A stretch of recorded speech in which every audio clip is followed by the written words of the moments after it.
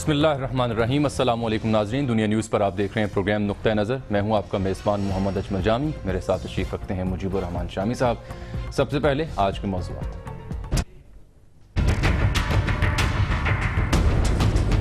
سابق صدر general retired Pervez Musharraf کو اشتہاری قرار دینے کے بعد خصوصی عدالت نے ان کی جائیداد ضبط اور اکاؤنٹس منجمد کرنے کا حکم دے دیا۔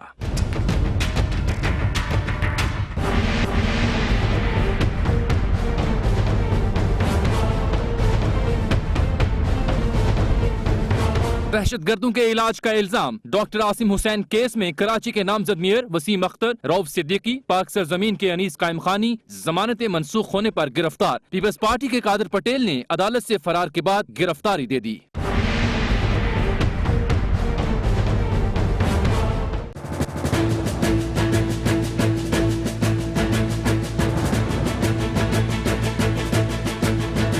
مقبوض آبادی پاکستان اور دنیا بھر میں یوم یکجہتی کشمیر۔ ادھر آزاد کشمیر میں انتخابی مہم کا آخری دن، دھاندلی ہوئی تو وزیر اعظم 2014 کا دھرنا بھول جائیں گے، بلاول کی للکار۔ خیبر پختونخوا میں وہ تبدیلی نہیں آئی جو چاہتا تھا، صوبے میں اسٹیٹس کو نے پنجے گاڑ رکھے ہیں، عمران خان کا اعتراف۔ اگر ریگنگ ہوتا ہے، اگر خون خرابی ہوتا ہے تو آپ 2014 کا دھرنا بھول جائیں گے۔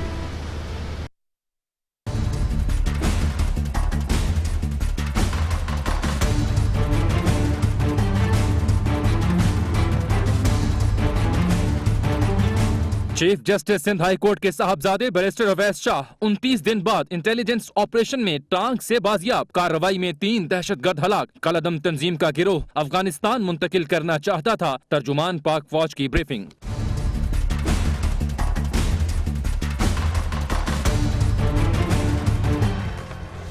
شامی صاحب، سابق صدر جنرل ریٹائرڈ پرویز مشرف، پہلے خصوصی عدالت نے انہیں اشتہاری قرار دیا اور آج ان کی جائیداد ضبط اور اکاؤنٹس منجمد کرنے کا حکم دیا ہے۔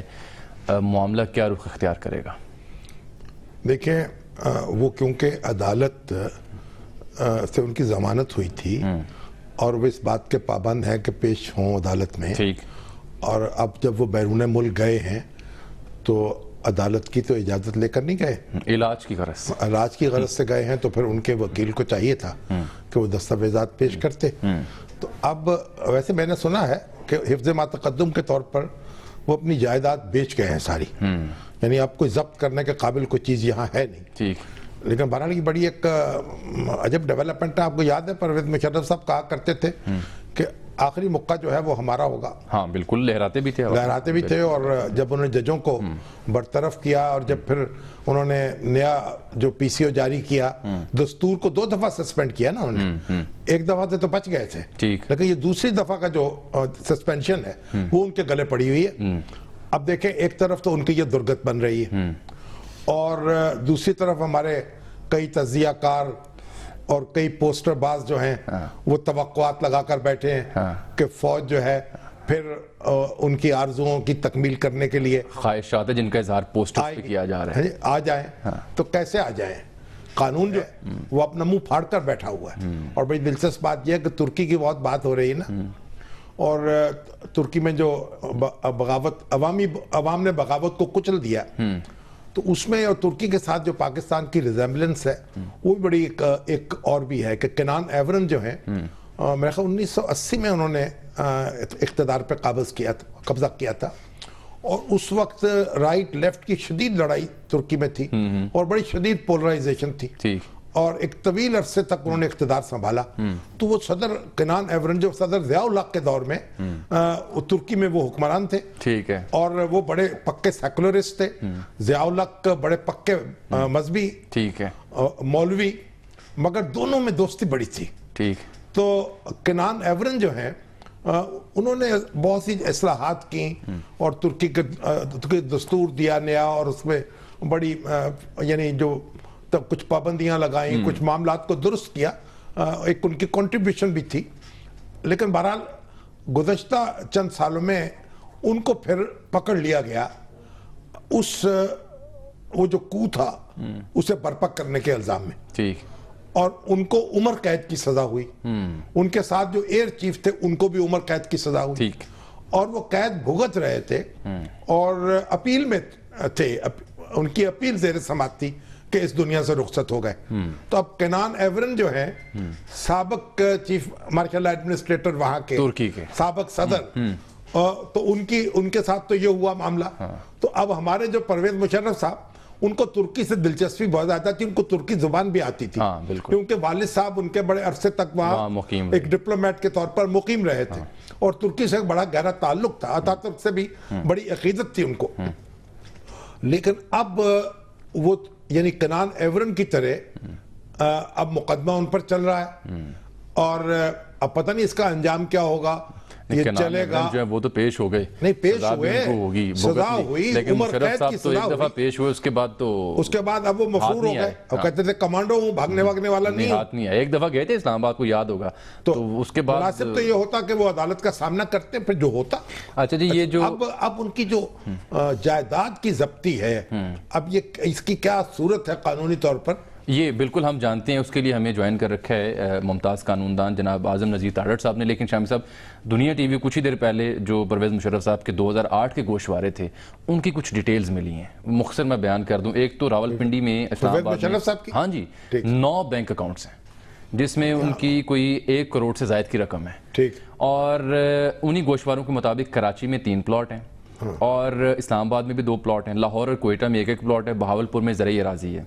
جو وزارت دفاع کے پاس ڈاکومنٹس ہیں اس میں پرویز مشرف صاحب کی جائیداد کا کوئی ریکارڈ سرے سے ہے ہی نہیں. تو وہ جو میں نے تو آپ کو پہلے عرض کیا نا، یہ جائیداد ان کی ہوگی لیکن وہ اس پر ہاتھ صاف کر چکے ہیں. 2008 کی تھی نا گوشوارے، میں نے سنا ہے کہ وہ بیچ چکے ہیں. ٹھیک ہے. ویسے تو ترکی کا معاملہ ہے تو ترکی میں بھی عثمان شامی صاحب نے مجھے میسج کیا کہ ترکی میں جو 14 جہاز ہیں نا نیوی کے، وہ اب تک غائب ہیں. ان کو پتہ نہیں چل رہا. اور ان کے جو نیوی کے کمانڈر ان چیف ہیں نیوی کے، بحریہ کے، ان کا بھی کوئی سراغ ابھی تک نہیں ملا کہ وہ کہاں گئے. اب یہ سمجھ میں نہیں آ رہی کہ وہ ان کو یرغمال بنا کر لے جایا گیا ہے یا کہیں پکڑ لیا گیا ہے، یا وہ یعنی کو والوں کے ساتھ تھے. کو والوں کے ساتھ تو نہیں ہو سکتے. ان کو انہوں نے کہا ہوگا کہ بھئی اندازہ یہ ہے کہ جناب ٹیررسٹ اٹیک ہو گیا ہے اور اس طرح ان کو پکڑا ہوگا اور اپنی تحویل میں لے لیا ہوگا. ابھی تک 14 جنگی ان کے جہاز غائب ہیں، کوئی سراغ نہیں مل رہا، اور چیف آف نیول سٹاف بھی غائب ہیں ابھی تک. یہ بھی ایک بڑی اہم بات ہے. اعظم نذیر تارڑ صاحب ہیں جی، پروگرام میں شریک ہیں آج ہمارے ساتھ. السلام علیکم تارڑ صاحب. جی السلام علیکم جامی صاحب. السلام علیکم شامی صاحب. السلام علیکم. تارڑ صاحب یہ بتائیے کہ یہ جو پرویز مشرف صاحب کے بارے میں حکم جاری کیا گیا ہے، یہ اس کی نوعیت کیا ہوگی؟ کیا ان کی جائیداد مستقل طور پر ضبط کر لی جائے گی؟ اگر کہیں ہے تو کیا اس کی صورت ہے؟ شامی صاحب، یہ ہمارا ایک ہی قانون ہے ضابطہ فوجداری میں، دفعہ 87 اور 88. آپ نے سنا ہوگا فلاں شخص کو اشتہاری قرار دے دیا ہے. ٹھیک. وہ ہوتا ہے، اسے ہم کہتے ہیں پروکلیم ڈیفینڈر. اگر کوئی شخص دیدہ دانستہ طور پہ وارنٹ گرفتاری کو اوائڈ کر رہا ہو یا کسٹڈی سے بھاگ جائے اور دوبارہ سرنڈر نہ کرے تو کورٹ اسے نوٹس جاری کرتی ہے. پرانے قانون کے مطابق اس کی منادی کرائی جاتی تھی. اب زمانہ ماڈرن ہو گیا ہے، اب آپ اسے کورٹ میں نوٹس کرتے ہیں، پیپرز میں چھاپ دیتے ہیں. اور یہ تو کوئی ڈھکی چھپی بات نہیں ہے کہ مشرف صاحب کو اپنے خلاف پروسیڈنگز کا پتہ نہیں ہے. وہ تو خود مقدمہ فیس کر رہے تھے جب وہ چھوڑ کے گئے ہیں. تو 87 کے تحت ضابطہ فوجداری ان کا پروکلیمیشن اشتہار نکالا گیا اور انہیں اشتہاری ڈکلیئر کر دیا گیا. مطلب وہ کیونکہ عدالت میں پیش نہیں ہوئے جی اس لیے اشتہار دے دیے گئے کہ جناب یہ مفرور ہیں. جی اب وہ پروکلیم ڈیفینڈر ہیں، اشتہاری ملزم ہے اس مقدمے میں. اب دفعہ 88 کے تحت عدالت کو ظاہر ہے کوارسو میئرز لینے کا اختیار ہے. تو پولیس تو ان کو ڈھونڈ ہی رہی ہے جو قانون کے مطابق، لیکن عدالت کا اختیار ہے کہ وہ ان کی جائیداد جو ہے وہ اٹیچ کر لے. تھوڑا سا یا میں فرق بتا دوں کہ یہ کرکی میں اور جو ضبطی اس میں فرق ہوتا ہے. فی الحال ان کی جائیداد جو ہے وہ کرک کی گئی ہے، اٹیچ کی گئی ہے، تا وقت ہے کہ وہ عدالت میں حاضر ہوں اور اپنی پوزیشن واضح کریں کہ میری جو ملک سے جانا تھا وہ بیونڈ مائی کنٹرول تھا، میں علاج معالجے کے لیے گیا، مجھے ڈاکٹر اجازت نہیں تھے دے رہے، میں اس لیے واپس نہیں آیا وغیرہ وغیرہ. اب بھی ان کی کرکی ہے اور اس عرصے میں ان کی اگر کوئی منقولہ غیر منقولہ دونوں طرح کی جائیدادیں، بینک اکاؤنٹس ہیں، ان کی کوئی گھر بنگلے پلاٹ سامنے آ جاتے ہیں، زرعی اراضی ہے، اگر زرعی اراضی پہ فصلیں ہیں تو وہ ریسیور اپوائنٹ کر دے گی کورٹ اور وہ پیسے سرکاری خزانہ میں جمع ہوتے رہیں گے تا وقت کہ اس مقدمے کا فیصلہ ہو جائے. یعنی اگر وہ پیش ہو جائیں तो फिर ये हुक्म वापस हो जाएगा। जी ऑटोमेटिकली नहीं होगा, उन्हें पेश होके ये साबित करना होगा कि मेरी जो दीदा दानिस्ता नहीं थी और मैं अब हाजिर हो गया हूँ, और फिर जब वो वैसे अगर वो जायदाद बेच गए हैं जी जी उनके पास कुछ भी नहीं है तो फिर शामी साहब देखिए, जो कोर्ट ऑर्डर है ना उस पे अमल दरामद के लिए अगर तो उनकी बददियांती से बेची गई है मुकदमा शुरू होने के बाद और वारंट के दिनों में, तो फिर उस पे क्वेश्चन मार्क है। वो जिन्होंने खरीदी है वो ऑब्जेक्टर के तौर पे आ सकते हैं, एक दफा कुर्की होगी लाजमी। तो अगर वो गिफ्ट कर चुके हैं किसी को तो फिर भी कुर्की का ऑर्डर एक दफा लगेगा, वो आके एक्सप्लेन करेंगे कि जी ये जायदाद हमने उनसे खरीदी, फिर वो साबित करेंगे कि हमने बददियांती से नहीं खरीदी, हम बोनाफाइड परचेजर हैं और हमें नहीं था पता कि उनके खिलाफ वारंट निकले हुए या नहीं निकले हुए। मगर लेने के देने तो उनको पड़ेंगे ना जो पैसे दे चुके हैं। देखिए इसीलिए तो कहते हैं मुश्तरी होशियार बाश। परवेज मुशर्रफ साहब की जायदाद खरीदने से पहले सोचना चाहिए कि ये खरीदनी चाहिए कि नहीं खरीदनी चाहिए। चलिए आइंदा एहतियात करनी चाहिए मुझे और आपको भी। बहुत मेहरबानी, बहुत शुक्रिया जी ताड़ड़ साहब, बहुत शुक्रिया प्रोग्राम तशरीफ लाए। एक ब्रेक नाज़रीन यहाँ पर ले लेते हैं, वापस आते हैं तो फिर बात करेंगे।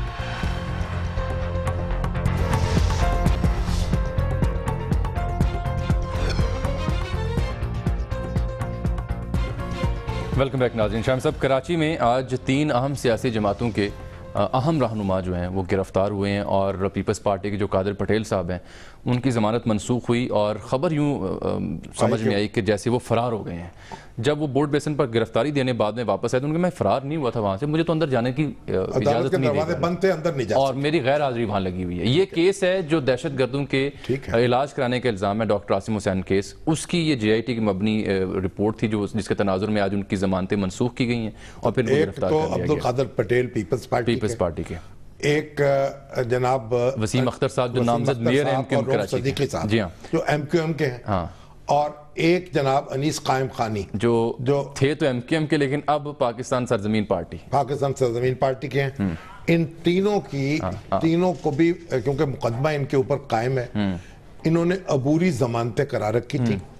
अब ये जमानत इनकी तौसीक होनी थी जमानत की, जब ये अदालत में पेश हुए तो अदालत ने तौसीक करने से इनकार कर दिया। बिल्कुल ठीक। और 3 अफराद तो मौके पर पकड़ लिए गए और बाद में फिर अब्दुल कादिर पटेल साहब ने खुद जाकर गिरफ्तारी दे दी। जी हाँ, बोर्ड में। क्योंकि देखिए जो हमारी रवायत है ना, जो हमारे सियासतदान है, बर्रे सगीर की रवायत है ये हमारी जद्दोजहद की, कि वो गिरफ्तारी से घबराते नहीं है बल्कि सीना तान कर अपने आप को हथकड़ियों के सामने पेश कर देते हैं। विक्ट्री के साइन भी आज और कहते हैं कि हथकड़ियां जो हैं वो तो सियासत का जेवर है। तो इसलिए अब्दुल कादिर पटेल साहब ने भी अच्छा किया कि वो गिरफ्तारी खुद दे दी और ये तो 3 बेचारे पकड़े ही गए थे। अब इन्होंने बहुत हंगामा किया, इनका JIT जिसकी बुनियाद पे हमें पकड़ा गया है वो बोगस है, उससे हमें इत्तफाक नहीं है, उसकी तहकीकात मजीद होनी चाहिए थी। लेकिन ये सारी बातें उनकी अपनी जगह दुरुस्त हो सकती हैं। मसला यह है कि क्योंकि उन पर मुकदमा कायम हो चुका, ठीक, कि उन्होंने डॉक्टर आसिम हुसैन के अस्पताल, ज़ियाउद्दीन अस्पताल में बास दहशत गर्द भेजे कि इनका इलाज किया जाए। ठीक है। और अगर तो डॉक्टर आसिम हुसैन साहब ने या उनकी इंतजामिया ने ये जानते बूझते हुए कि ये दहशत गर्द हैं, इलाज करवाया, भागे हुए हैं, मफरूर हैं और उनका इलाज किया, फिर तो इनकी जिम्मेदारी बनती है। और अगर उन्होंने वो जख्मी हालत में आए तो पुलिस को रिपोर्ट किए बगैर उनका किया, फिर भी उनकी जिम्मेदारी बनती है। अगर अनजाने में इलाज हुआ, कोई दहशतगर्द किसी को बुखार चढ़ गया तो वो और बात है। लेकिन बहरहाल ये मुकदमे की जब तफसील होगी, जब मुकदमा चलेगा, उस वक्त ये बातें दे रहे हैं। रऊफ सिद्दीकी साहब ने आज दुनिया TV से फ़ोन पर अदालत में ही मौजूद थे तो उनसे हमने रब्ता किया तो उन्होंने एक बयान दिया है, उसमें खासे वो परेशान दिखाई दिए। मैं चाह रहा हूँ ज़रा सुन लें उन्होंने क्या कहा। रऊफ सिद्दीकी साहब ने, मुत्तहिदा के रहनुमा। मैं इस बात के बिल्कुल हक में नहीं हूँ कि हाई कोर्ट में जाया जाए या सुप्रीम कोर्ट में जाया जाए, नहीं सजाए मौत दे मुझे। इतना बड़ा आज फैसला किया गया है कि जिनका नाम तक नहीं दूर दूर, और पूरी एविडेंस शुरू से आपका मीडिया कोर्ट करता रहा है, एक बरस से जो है एक झूठी और बनाई हुई एविडेंस दी गई जिसे जज मुस्तकिल रद्द करती रही है। खुद इस केस में मुस्तकिल शुबा ही शुबा आ रहा है। फ्रस्ट्रेशन है, ये अदम एतमाद है। देखिए उनका गुस्सा है जब किसी पर आप मुकदमा कायम करेंगे उसको गुस्सा आएगा, वो उसका आज़ार भी करेगा। देखिए, एक इंसदाद दहशत गर्दी की अदालत जो है उन्होंने उनकी ज़मानत की दरख्वास्त मुस्तरद की है, उसके बाद वो हाई कोर्ट में जा सकते हैं, उसके बाद सुप्रीम कोर्ट में जा सकते हैं। तो JIT इस वक्त मुकदमा नहीं चल रहा, ज़मानत जो है उसकी दरख्वास्त मनसूख हुई, मुस्तरद हुई है। अब उनको चाहिए कि वो हाई कोर्ट में जाए या असर नौ दरख्वास्त दे कानूनी, क्योंकि अगर आप गिरफ्तारी हो जाए, ये तो जमानत कबल अज गिरफ्तारी थी ना, तो गिरफ्तारी जब हो जाए उसके बाद नई दरख्वास्त दी जाती है और कानून की अदालत में मुकदमा लड़े और अपने आप को सुरखरू कराएं वहां से। ठीक, हम खुश, हमारा खुदा खुश। बिल्कुल ठीक। इसी से जुड़ा, कराची से जुड़ा ये कहा मामला ये है कि वही जो हर 3 माह बाद हमें देखने को मिलता है, रेंजर्स इख्तियारात में तोसी का मामला, वो आज रात 12 बजे ख़त्म हो रहे हैं, लेकिन अभी तक हुकूमत सिंध ने कोई समरी इरसाल नहीं की वज़ारत दाखिला को। इसी को देखते हुए आज वज़ीर दाखिला ने ख़त लिखा है CM सिंध कायम अली शाह साहब को भी, और फिर DG रेंजर से भी उनको टेलीफोनिक गुफ्तगू हुई कि यार ये कि जनाब तो ताख़ीर हो रही है जिसकी वजह से मामला गड़बड़ हो सकते हैं। तो ये हर बार ताख़ीर क्यों होती है? क्या चाहते हैं हम ताख़ीर करके, जब कहता है कि हमने अपनी शिकायत हैं। लेकिन एक बात सुन लीजिए कि रेंजर्स अगर उसको इख्तियारात ना दिए जाएं तो सिंध की पुलिस इस वक्त जो है वो कराची को नहीं संभाल सकती और वहाँ के हालात को नहीं संभाल सकती। इसलिए अगर खुदा ना खास्ता कोई बड़ा हादसा भी हो गया तो लोग सिंध हुकूमत के दर पे होंगे और इससे पूरे सिस्टम को खतरात लाहक हो सकते हैं। इसलिए सिंध की हुकूमत वो कान पीछे से पकड़े या आगे से पकड़े, करना तो है, बिल आखिर उसको रेंजर्स को ये इख्तियारात देने पड़ेंगे। ये चारा नहीं है, पुलिस उनकी अभी इस काबिल नहीं हुई कि अकेले सारी जिम्मेदारी संभाल ले। टेररिज्म का एक बड़ा तूफान है, दहशतगर्द वहां मौजूद हैं। अभी तो आप देखिए कितनी बड़ी वारदात हुई है, जो चीफ जस्टिस के बेटे को अगवा किया गया। जी हाँ, वो प्रोग्राम के आखिर में हमने जिक्र करना है तफसील के साथ। मेरा ख्याल अभी कर ले तो बेहतर। ब्रेक आ गई असल में। अच्छा, एक ब्रेक आ गई है नाज़रीन, ब्रेक लेते हैं तो फिर मजीद बात करेंगे।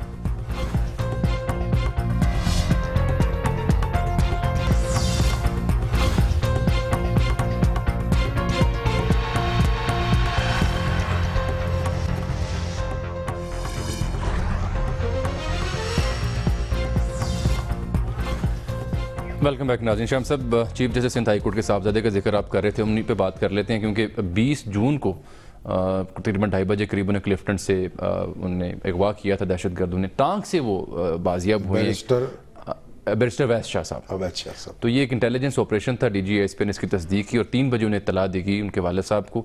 आप देखिए कि इससे पहले तासीर साहब के साहबजादे हों या गिलानी साहब के साहबजादे, बड़ी देर लगी उन्हें बाजियाब करवाने में, लेकिन खुशकिस्मती इनकी ये कि 29 दिन बाद ही बाजियाबी इनकी मुमकिन हो पाई। उन्हें वो अफगानिस्तान ले जाने में कामयाब हो गए। हाँ, एग्जैक्टली। और ये इनको अफगानिस्तान नहीं ले जा सके। गोया जो नाकाबंदी पुलिस ने की थी और फौज ने की थी, उसका नतीजा ये निकला कि उनकी मूवमेंट स्लो रही, यानी वो, और उसके बाद वहाँ टांक में पकड़ लिए गए। देखिए, और देखिए उस वक्त उन्होंने जब वो बाजियाब हुए, बुर्का पहना हुआ था उन्होंने और मुंह पे टेप लगाई हुई थी और पैरों में बेड़ियां थी, हाथों बंधे हुए थे। अब ये देखिए, ये जो हमारे यहाँ लोग कहते हैं जी कैसे बंदा फरार हो गया, पुलिस के नाके, होता ये है कि ये बुर्के पहना दिए जाते हैं, उन ख्वातीन के आप करीब नहीं आ सकते, पुलिस उनकी तलाशी नहीं ले सकती, उनकी शक्ल नहीं देख सकती। अब जरूरत इस बात की हो गई है कि तमाम नाके जो हैं उन पर लेडी पुलिस भी तयन की जाए। ये बिलखुसूस जब खैबर पख्तूनख्वा में घुसते हैं तब तो बिल्कुल नामुमकिन हो जाए। नहीं, जहां से भी जाए आप, पंजाब में भी, पंजाब से गुजर गए हैं ना वहां से, सिंध से, पंजाब से, बिल्कुल हो सकता है वहां टांग पहुंचे हों डेरा गाजी खां के रास्ते, नहीं बलोचिस्तान के रास्ते, बलोचिस्तान के रास्ते भी वहां पहुंच सकते हैं, डेरा गाजी खां के रास्ते भी पहुंच सकते हैं और इधर से मियां वाली के रास्ते भी पहुंच सकते हैं। तो कई रास्ते हैं, बलोचिस्तान से गुजर के पहुंचे हैं या पंजाब से। बहरहाल हर नाके पर होना ये चाहिए लेडीज पुलिस मौजूद हो, जो ख्वातीन जो हैं बुर्का पोश, उनकी भी चेहरे देखें और उनकी भी तलाशी लें, ताकि ये जो इस तरीके से नकाब पोश वारदातें हैं ये खत्म हो सके। इसमें तो हमें भी बहैसियत मुआशरा भी थोड़ी टॉलरेंस पैदा करनी पड़ेगी ना, कि ख्वातीन की चेकिंग को करना चाह रहा है। ख्वातीन की चेकिंग, मैं इसलिए अर्ज कर रहा हूँ ना हुजूर, मेरी बात तो सुन लेना आप, मेरी बात सुनने बगैर तबसरा फरमा दिया। आप ये कह रहे हैं कि मैं कह रहा हूँ लेडीज पुलिस होनी चाहिए, नाकों के ऊपर मुतय्यन लेडीज पुलिस जो है वो लेडीज की जामा तलाशी भी ले सकेगी, उनके चेहरे भी देख सकेगी। ठीक है। अच्छा, एक बात, दूसरी बात ये देखिए कि बहरहाल ये जो हमारे चीफ जस्टिस हैं सिंध हाई कोर्ट के, उन्होंने उनको सलाम पेश करना चाहिए सज्जाद अली शाह साहब को। उन्होंने पूरी मतानत के साथ और वकार के साथ अपना काम जारी रखा अदालती, अपने फराइज अदा करते रहे, और बाकी जज साहबान भी बहुत मुस्तरब रहे, लेकिन किसी ने अपने फराइज अदा करने में कोताही नहीं की। उनका बयान भी था, वो मैं दिखाना चाह रहा हूँ आपको, देखिए उन्होंने क्या कहा। सारा किरदार पाक फौज का है। आपको बताया हमें तो ये जिस दिन ये वाकया हुआ उस दिन जनरल राहील शरीफ साहब का फ़ोन आया, एंड ही सेड कि मैं पर्सनली इसको मॉनिटर करूंगा और इंशाल्लाह आई विल मेक श्योर कि बच्चा रिकवर हो। और उसके बाद DGISI मेरे से राब्ते में रहे। मैं समझता हूँ आर्मी हुकूमत पाकिस्तान का हिस्सा है, ये हुकूमत पाकिस्तान का आर्मी हिस्सा है, इसमें हुकूमत पाकिस्तान नहीं किया, मैं आर्मी ने किया, हुकूमत पाकिस्तान ने किया, आर्मी कोई अलहदा नहीं है। वो हमारे जो सहाफ़ी दोस्त हैं वो बयान को थोड़ा ट्विस्ट करने की कोशिश कर रहे थे। उन्होंने उनसे सवाल किया था कि गोया फौज ने तो ये काम किया तो वो हुकूमत क्या करती रही। वो समझ रहते हैं कि फौज जो है ये कोई मतवादी हुकूमत है, लेकिन चीफ जस्टिस ने उनको बर वक्त टोक दिया कि भाई जो फौज के जरिए काम किया जाए या पुलिस के जरिए किया जाए। हमारा जनरल राहील शरीफ ने इसमें बहुत दिलचस्पी ली, जो DGISI हैं रिजवान साहब, उन्होंने बहुत दिलचस्पी ली, और देखिए रात को 2:30 बजे टेलीफोन किया, और फिर जो ऑपरेशन है उसकी वो निगरानी करते रहे, और बिल आखिर जो है अल्हम्दुलिल्लाह बाखिरियत उनको बाजियाब कर लिया गया। लेकिन आप एक बात देखिए कि वकील जो थे वो हड़ताल पे थे, आज भी उन्होंने हड़ताल की हुई थी, और उन्होंने कहा कि हम हड़ताल जारी रखेंगे बाजियाबी के बावजूद। अब देखिए ये जो वकील हजरात हैं, बार बार मैं इनके लीडर्स से अपील करता हूं, ये कानून की हाकमियत की बातें करते हैं, इनका वक्त इनका अपना नहीं होता, ये इन्होंने अपने क्लाइंट्स को बेच दिया होता है, वक्त उनका होता है क्लाइंट्स का, उन्हें वक्त दिया जब ये उनके अपने जो अहद को पूरा नहीं करते, अदालत में वक्त बे वक्त हड़ताल करते चले जाते हैं। हड़ताल का क्या काम है इनका? जब बाजियाबी भी हो गई, जब बाजियाबी भी हो गई है, ना भी हुई हो, तो हड़ताल करने की बजाय इन्हें मुकदमे लड़ने चाहिए।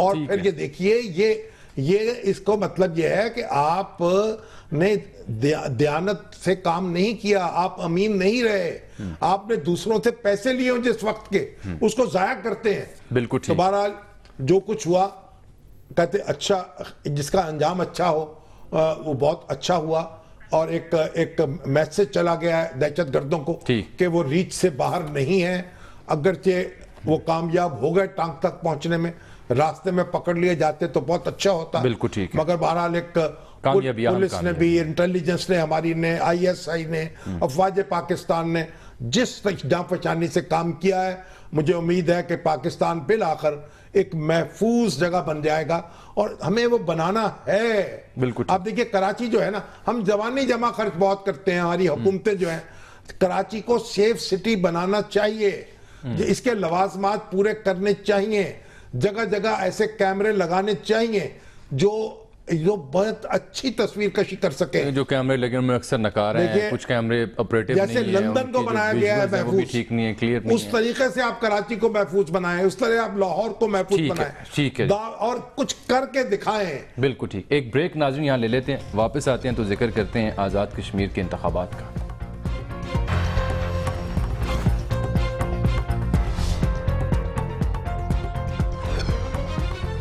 वेलकम बैक नाज़रीन, आज़ाद कश्मीर के इंतखाबात की बात करते हैं, लेकिन उससे पहले शामी साहब, मकबूजा वादी में पाकिस्तान में दुनिया भर में आज जो यौम यकजहती कश्मीर मनाया गया है, यौम इलाक़े कश्मीर, इसकी क्या सिग्निफिकेंस है? 19 जुलाई 1948 को मुस्लिम कॉन्फ्रेंस, आल जम्मू और कश्मीर मुस्लिम कॉन्फ्रेंस, जो इस्लामियान ने आज़ाद कश्मीर की एक नुमाइंदा तंजीम थी, उसका एक कौंसल का इजलास हुआ जिसने यूनानिमसली ये करारदाद मंजूर की थी पाकिस्तान से इल्हाक करने की। ठीक है, कि हम पाकिस्तान का हिस्सा बनेंगे। इसकी अहमियत वैसे ही है जैसे 23 मार्च को जो करारदाद पाकिस्तान मंजूर हुई मुस्लिम लीग के इजलास में। बिल्कुल। तो जब अब मुसलमान, अब जो कश्मीरी हैं दुनिया भर में और पाकिस्तानी जो हैं, वो उस दिन इलाके पाकिस्तान का दिन मनाते हैं और उसको याद रखे हुए हैं। बिल्कुल। इंशाअल्लाह वो दिन आएगा जब कश्मीर पाकिस्तान बनेगा। इंशाअल्लाह। अब जी आज़ाद कश्मीर का इंतखाब का जिक्र करते हैं क्योंकि आज मुहिम का आखिरी दिन है और हबीब अकरम साहब भी होके आए कश्मीर से, इलेक्शन कारवान के साथ गए थे, तमाम जो उनके ज़िले हैं वहाँ पर वो घूम के आए, जायज़ा लेके आए, उनसे बात करते हैं। लेकिन इमरान खान साहब के बयान ना सुना डिटेल में, जो उन्होंने गुफ्तगू की थी, क्या गुफ्तगू की? खैर बहुत दिलचस्प बयान है वो, तो मैं नहीं बताऊँगा, खान साहब की ज़ुबानी सुनिए आप क्या कहते हैं। कि मैं आप जो मेरा तजर्बा हुआ 3 साल में पख्तूनख्वा में, बड़ा सीखा मैंने, क्योंकि हमें तो पहली दफा हुकूमत मिली थी, ये तो 6-6 दफा सूबों में बारियां ले चुके हैं, लेकिन अभी वो नहीं हुआ जो मैं चाहता हूं, क्योंकि हम सीख रहे थे। उस तरह का इत्तेसाब का सेल नहीं बना जो मैं बनाना चाहता हूं। अब जो पार्लियामेंट में एक्ट पास होगा, वो जो इत्तेसाब का सेल बनेगा, वो असल में पकड़ेगा बड़े बड़े बड़े पख्तूनख्वा के करप्ट मगरमच्छों को। पहले हमें समझ नहीं थी तो पख्तूनख्वा में अभी तक, हालांकि हमने इलेक्शन करवाई, अभी तक वो नीचे तक इख्तियारात नहीं गए, क्योंकि स्टेटस को पंजे गाड़ के बैठा हुआ है। जो हाँ साहब, ये तो इलेक्शन कैंपेन में है आज़ाद कश्मीर की। हाँ जी। तो उन लोगों को क्या पैगाम दे रहे हैं कि वहां तो मैं कुछ कर नहीं सका, तो आपका क्या करूंगा? स्टेटस को कहते हैं वहाँ पंजे गार्ड। बहरहाल देखिए, अब आगे चलें। हबीब अकरम साहब, अस्सलाम वालेकुम हबीब साहब। जी वालेकुम अस्सलाम। हबीब साहब बताइए जरा, ये जो आज़ाद कश्मीर का इलेक्शन है, इसमें 5 लाख वोट जो हैं खारिज किए गए इंतखाबी फरिश्तों से। जी बिल्कुल शामी साहब, इसमें मजमूई तौर पर एक नई वोटर लिस्टें बनी थी, क्योंकि ख़ास तौर पर जो 2011 के इंतखाबात थे उसमें जो वोटर लिस्टें थी उसमें ना तो वोटर के नाम के आगे शनाख्ती कार्ड दर्ज था, बल्कि बाज़ के आगे थी उसमें भी अगलात थी। तो फिर एक तवील एक्सरसाइज हुई, जिसके बाद नादरा की मदद से ये फहरिस्तें बनाई गई हैं, और इनके बारे में नादरा और ख़ुद जो इलेक्शन कमीशन है उसका कहना यह है कि ये 100% दुरुस्त नहीं है, लेकिन 99.9% दुरुस्त है। 5 लाख वोटर खारिज किए गए हैं, इसका मतलब यह है कि पीपल्स पार्टी ने जो इलेक्शन जीता था उसमें 5 लाख जाली वोट उस वक्त मौजूद थे, तो फिर इनका मुस्तकबिल तो बहुत मखदूश हो जाएगा। जी बिल्कुल, आपकी वोटर लिस्टों की वजह से भी कुछ मुस्तकबिल मखदूश लग रहा है। कुछ हुकूमत के जो मामलात हैं वहाँ पर, जो उन्होंने 5 साल हुकूमत की है, उस पर भी करप्शन के, नौकरियाँ बेचने के इल्ज़ामात, एक तो इनकम्बेंसी फैक्टर बजाते खुद, और फिर दूसरा बहुत सारे ऐलानात के बाद मंसूबे अमल दरामद ना कर पाना, और तीसरा शामी साहब वहाँ पर जो सबसे बड़ा मसला है जो पीपल्स पार्टी को दरपेश है वो ये है कि गुज़श्ता 5 सालों में जो इंफ्रास्ट्रक्चर है सड़कों का, वो मुकम्मल तौर पर आज़ाद कश्मीर में तबाह हो चुका है। आप किसी भी एक सड़क पर चले जाएं तो आप उस पर खास मतलब बहुत ही रेंगते हुए आप गाड़ी चलाना पड़ती है। वो जो लाइफ लाइन है सड़कें बुनियादी तौर पे आज़ाद कश्मीर में, वो इस वक्त पीपल्स पार्टी के लिए सबसे बड़ी, आप यूँ कहिए कि उनकी कमजोरी बनी हुई है, जिन्हें वो ठीक नहीं कर पाए। मगर बिलावल साहब ने आज ये कहा कि जनाब अगर यहाँ धांधली हुई, गोया अगर हम हार गए तो फिर धरना हम देंगे। नहीं, वो कहते हैं 2014 में जो धरना था वज़ीर आज़म वो भूल जाएंगे। अब आप गौर कर लीजिए कि आज़ाद कश्मीर में हुकूमत पीपल्स पार्टी की है जी, और दुहाई भी वो दे रहे हैं कि दूसरे आके वो अपना कर जाएंगे धांधली वहाँ। शामी साहब, जो पीपल्स पार्टी है, अगर हम उसका बिल्कुल ज़मीन पे जायज़ा लें, जैसे वहाँ पे PMLN भी है, मुस्लिम कॉन्फ्रेंस भी है, JKPP भी है, जमात इस्लामी और पाकिस्तान तहरीक इंसाफ भी हैं, तो जो मुकाबला कहीं नज़र आता है, PMLN को जो मुश्किलात का सामना करना पड़ता हुआ नज़र आता है, वो 12 नशिस्तें हैं मीरपुर डिवीज़न की। मजमूई तौर पर आज़ाद जम्मू कश्मीर की जो रियासती हदूद है उनके अंदर 29 नशिस्तें हैं, और जबकि जिनमें से 12 नशिस्तें जो है वो मीरपुर डिवीज़न की हैं। मीरपुर डिवीज़न ही वो जगह है जहाँ पर पाकिस्तान तहरीक इंसाफ को भी अपने लिए कुछ नज़र आ रहा है, पाकिस्तान पीपल्स पार्टी के भी तमाम तर तवक्कुआत इसी डिवीज़न से वाबस्ता है, और PMLN भी यहाँ पर प्रोग्रेस करती हुई नज़र आ रही है। तो अब जो असल मुकाबला, यानी अगर बाकी जो वादी की, यानी आज़ाद जम्मू कश्मीर के बाकी 2 डिवीजन्स, यानी जिसे पूंछ डिवीजन कहा जाता है, यानी रावलाकोट उसके अजला, और मुजफ्फराबाद डिवीजन यानी उसके मुल्हिक अजला जिसमें हटिया और नीलम भी है, तो वहाँ पर तो एक क्लियर कट सूरत हाल नज़र आ रही है कि वहाँ पर जो पाकिस्तान में हुकूमती जमात है उसकी एक पजीराई वहाँ पे सिचुएशन है, जबकि मीरपुर में पाकिस्तान तहरीक इंसाफ और पीपल्स पार्टी का भी मुकाबला है और PMLN का भी मुकाबला है। अभी तो वो सीटें जो पाकिस्तान में है सीटें, हाँ, वो भी है, वहाँ भी होना है मुकाबला। लेकिन क्या फिर हमारे जो अजीजम हैं बिलावल भुट्टो जरदारी, वो धरने की तैयारी कर लें? آپ یہ کہنا چاہ رہے ہیں گویا؟ دیکھیے شامی صاحب، اصل تو دھرنے وہ تب دے سکیں گے جب جیتنے والے اور ہارنے والے کے درمیان ڈیفرنس کم ہوگا. اگر 100 200 1000 500 کا 2000 کا فرق ہوگا تو تب تو شاید دھرنے کا جواز بن سکتا ہے، دھاندلی بھی کہی جا سکتی ہے. لیکن اگر یہ فرق ہی بہت لمبا ہو تو اگر فرق جیسا کہ حبیب اکرم صاحب، مشتاق مناز صاحب ہمارے صحافی دوست، وہ بھی تو انتخاب لڑے نا، صحافت چھوڑ دی انہوں نے اور سیاست اختیار کی. اب ان کے حوالے سے کیا خبریں ہیں؟ مشتاق مناز صاحب بالکل باغ کی ایک سیٹ سے الیکشن لڑ رہے ہیں اور ابتدائی طور پہ، اور یہ باغ شہر کی نہیں، باغ سے ملحقہ علاقے کی سیٹ ہے، یعنی دیہی علاقہ اس میں ہے، ان کا اپنا دیہات وہاں پہ ہے. جی تو باغ میں جب یہ ابتدائی طور پہ انہوں نے مہم شروع کی تھی، اس وقت تو مشتاق مناز صاحب کچھ زیادہ پرفارم کرتے ہوئے نظر نہیں آ رہے تھے، بلکہ پاکستان پیپلز پارٹی کے جو کینڈیڈیٹ ہیں، جو سابق وزیر بھی رہے ہیں قمر زمان صاحب، وہ خاصا آگے چلتے ہوئے نظر آ رہے تھے. لیکن بعد میں صورتحال اس طرح بنی ہے کہ مشتاق مناز صاحب نے بھی خاصی محنت کی، انہوں نے وزیر اعظم پاکستان کو وہاں پر بلایا 2 بار، ان کی وجہ سے بھی انہیں کچھ ایج ملا. دوسری وہاں پر پاکستان تحریک انصاف جو کینڈیڈیٹ ہے اس نے بھی خاصی محنت کی ہے. بالکل ٹھیک ہے حبیب صاحب، وقت کی قلت ہے، بڑا دلچسپ تبصرہ تھا، مزید بھی ہم سننا چاہتے ہیں لیکن وقت کی قلت. بہت شکریہ جناب، آپ تشریف لائے. شاہم صاحب، ایک امریکہ سے ٹیلی فون کال جو ہے وہ ہمارے پاس، وہ رفیق حسرت صاحب نہیں ہمارے ساتھ، ان کو ملائیے ذرا. اچھا، وہ جو ڈی ایچ اے. لیکن اس سے پہلے آپ کے پاس ایک خبر ہے، اس کا آپ ذکر ساتھ ہے. رفیق حسرت صاحب، السلام علیکم. رفیق حسرت صاحب کہیے گا جناب. جی السلام علیکم. رفیق حسرت صاحب، آج ماشاءاللہ آپ کیونکہ ڈی ایچ اے کے جو ریئل اسٹیٹ ڈیلرز ہیں ان کے بادشاہ ہیں، تو کیا ہوا ایف بی آر کے ساتھ؟ آپ کا معاملہ کیا ہوا؟ جو پراپرٹی کے ویلیویشن کا قصہ چل رہا تھا، کوئی امید نظر آئی آپ کو؟ جی شامی صاحب السلام علیکم.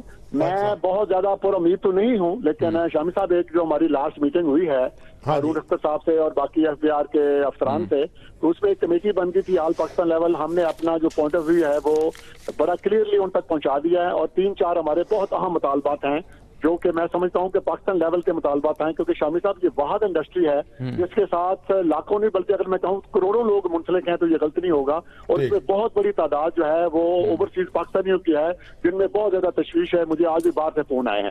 شامی صاحب جو 3-4 مین ایشوز ہیں جن کے اوپر ہماری تشویش ہے اور بات ہوئی ہے، سب سے پہلے تو وہ یہ جو اختیار ہے جو کہ پہلے ڈی سی ریٹ یا ویلیوشن ہوتا ٹیبل ہوتا تھا، یعنی زمین کی پلاٹوں کی قیمت کا تعین کرنے کا جو اختیار ہے وہ ڈی سی سے لے کے اسٹیٹ بینک کو دے دیا گیا، وہ اسٹیٹ بینک کو اور ان کے ایویلیویٹر کو. اور میں آپ کو شامی صاحب بتاؤں، یہ بہت ہی متنازع بات ہے. پہلے بے شمار کیسز ایسے ہیں جہاں پر انہوں نے ایویلیویشن کی اور وہ کورٹ میں ابھی تک چیلنج ہو گئی ہے، اس کے ڈسپیوٹ چل رہے ہیں، جس میں ہارس اسٹیل کا کیس بڑا مشہور ہے اور میجر حبیب اللہ ولایت کے سلسلے میں جو زمین کا کیس تھا آج تک کلیئر نہیں ہوا. ٹھیک، آپ نے کیا سجیسٹ کیا؟ گزارش جی شامی صاحب، میری گزارش ہے کہ یہ ایویلیوشن ہم حکومت کے ساتھ بیٹھ کے جہاں پر کوئی فرق ہے تو کرنے کے لیے تیار ہیں، لیکن کسی صورت میں ہم یہ نہیں چاہیں گے کہ کوئی افسران یا کوئی ایسے ایویلیوٹر جو کہ متنازع ہوں اس کو کریں. ہم بالکل یعنی ون سائیڈڈ ڈیسیژن. بہت شکریہ جی رفیق حسرت صاحب، وقت کی قلت ہے. بہت شکریہ پروگرام میں تشریف لائے ٹیلی فون کے ذریعے، اور پروگرام وقت بھی ختم ہو گیا. لیکن جو فتح اللہ گولان کا ریڈیو اور ٹی وی ہے وہ بند کرنے کا حکم دیا ترک حکومت نے، عرب ٹی وی کی یہ خبر ہے. دیکھیے فتح اللہ گولن کے خلاف تو اب طیب اردوان جو ہیں وہ چڑھ دوڑے ہیں. میرا خیال ہے ان کو کچھ تحمل کا مظاہرہ کرنا چاہیے، اور جس بڑے پیمانے پر گرفتاریاں شروع ہوئی ہیں اور لوگ جو ہیں نکالے جا رہے ہیں، اس سے مجھے لگتا ہے کہ ایک رد عمل بھی پیدا ہو سکتا ہے. بالکل ٹھیک ہے. یہ طاقت جب آدمی کے پاس آئے تو اس کو تھوڑا سا تحمل سے اسے استعمال کرنا چاہیے. پروگرام وقت یہاں پر ختم ہوتا ہے. ناظرین، آپ سے ملاقات ہوگی کل، تب تک کے لیے اجازت. اللہ حافظ.